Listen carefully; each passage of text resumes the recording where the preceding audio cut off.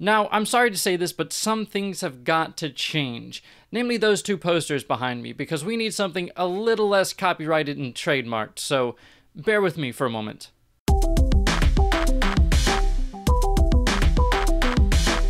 So, there we have it. This is the new look, I guess. Anyways, let's get into the video. This one is from Frank Turek. He starts off, as he usually does, with an anecdote about how some guy's daughter went to college and became an atheist because, I quote, she ran into atheistic professors on college campus. He then says that she was never given any apologetics training, and says this. Is there anything I can do now? I said, well, you could ask her a question. In fact, this is the question I ask all unbelievers. The question goes like this.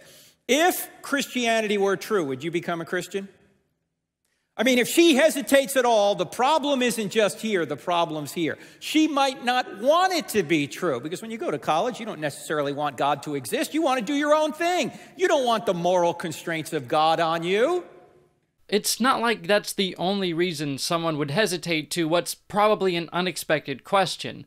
Look, if I was asked that question, then I would hesitate as well, because I don't really know what you're asking. Are you asking that Christianity is true and everything else is still the same? We still have the same amount of indication that it is true? Because then no, I would not be a Christian. I wouldn't believe in God because I don't see any indication that he exists. But if you're saying that Christianity is true, and there is indication that it is true, then yes, I would believe. I don't know if I'd be a Christian, but that's a topic for another video, I suppose. Typical. In fact, 75% of young people walk away from the church once they go to college. Some never return. Now, there's a number of reasons for this, but one of the reasons is they don't know why Christianity is true. And then they run into atheistic college professors who say things like this. You know, when I was a Christian, I was taught why Christians believe that Christianity is true. Now, I didn't go to college, but I did become an atheist. And that's because I started thinking for myself, or more accurately, because I started thinking from an unbiased perspective. I stopped just looking at Christian arguments and looked at all of the arguments for and against the existence of a God. And the arguments for were really underwhelming. And that's why I make these videos, because religious arguments really seem to be flawed, and atheistic arguments tend to make a lot more sense. Now, it's not just science that apparently the atheists think points away from God into atheism. All of these other things, these are all atheists. They think that reason, science, evolution, morality, evil, they think all of these things point to atheism and away from Christianity. Are these really arguments for atheism? No, these arguments are not arguments for atheism because they are stolen from God himself. Ooh, so can I learn more about that in your book, Stealing from God? Look, I don't like watching videos from Frank here because, at least in the beginning, he always says the same couple things over and over again, so I tend to lose interest very quickly, and promoting his book is one of those things. Let's skip to some sort of point. Now, question. Does science show that Simpson was guilty? How many say yes? You know, the answer is no. Why? Not because I think Simpson was innocent, but because science doesn't say anything. Scientists do. All science gives you is the evidence.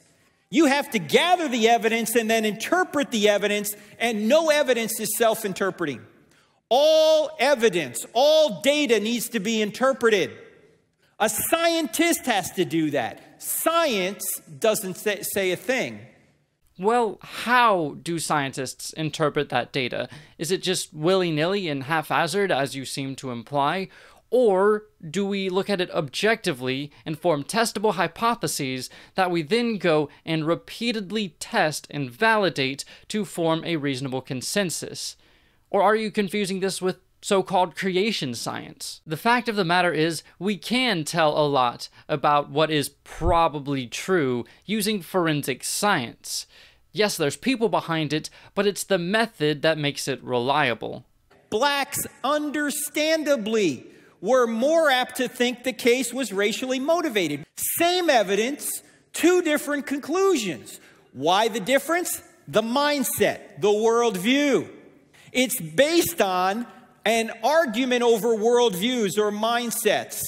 If you're somebody who's open to God, you'll look at the evidence and go, yeah, this evidence points to God. If you're a materialist, though, if you're an atheist and you've ruled out any intelligence out there, if you think every cause is a material cause, in other words, all that exists are materials, doesn't matter how much the evidence appears to point to an intelligent being, you're going to say, nope, had to be a natural cause. But what if one of those standpoints was based on evidence itself? Like, just because we tend to have a bias does not mean that it is impossible to look at things in an unbiased way and to figure out what is objectively most likely to be true. Of course, bias is going to affect the way we interpret things, but what if we looked at things in an unbiased way? What does evidence tell us objectively? That's what I'm concerned with, and as far as I can tell, it does not point to a God. That's why I don't believe in him. And you need to be aware that quite frequently when scientists interpret the data, they're actually just interpreting the data based on their philosophical worldview. They've already decided it can't be God. Why? Because they've ruled God out in advance. Or maybe it's because God did it is not a very testable hypothesis. Or maybe it's because the explanations that we do find are always natural and don't point to any sort of a deity. Look, I see no indication that there is a God, so I don't believe in him. However, you have already assumed that he exists, so you see him everywhere. So the answer to the first question is, what does science say about God? Nothing. Because science doesn't say anything about anything. Scientists do. Science is just a method we use to discover cause and effect relationships. It doesn't say a thing. It's the scientists that say things, and you need to discover what their worldview is to discover how they're interpreting the evidence. Quite frequently, their worldview is interpreting the evidence, and they're not being fair with the evidence. It amazes me how you condemn science when you obviously hardly know anything about it at all. I mean, you said it yourself. Science is just a method that we use to find cause and effect relationships. But in the same breath, you say that it doesn't say anything at all? Does it tell us cause and effect or not? Because that's something that it tells us. Look, if science found something that God was the cause for, you'd be all over it. But we haven't found such a thing, so you just dismiss science altogether? Look, it matters to me that science thus far has found nothing that is probably caused by a god as opposed to something else. But no, science is absolutely useless, because if we did actually find things out using science, then it would be inconvenient that we didn't find God.